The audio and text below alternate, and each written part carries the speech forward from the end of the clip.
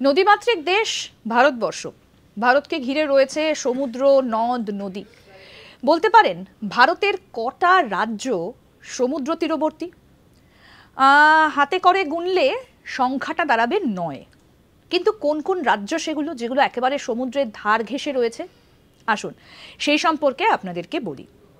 পশ্চিমবঙ্গ তো বটেই, পশ্চিমবঙ্গ একেবারে সমুদ্র ঘেঁষা। পশ্চিমবঙ্গ ছাড়াও রয়েছে কেরল, অন্ধ্রপ্রদেশ, উড়িষ্যা, গুজরাট, মহারাষ্ট্র, গোয়া, কর্ণাটক, তামিলনাড়ু। মোট ৯টা রাজ্য রয়েছে সমুদ্রের তীরে।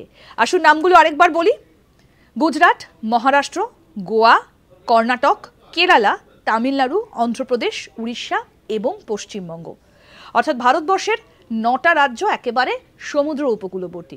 তবে সমুদ্র উপকূলবর্তী হবার কারণে এই রাজ্যগুলোর ওপর কিন্তু ঝড় বৃষ্টির প্রভাবটাও যথেষ্ট বেশি পরিমাণেই পড়ে। এরকম আরও অনেক অজানা আপডেট পেতে আজ তাক বাংলার ইউটিউব চ্যানেল সাবস্ক্রাইব করে দিন।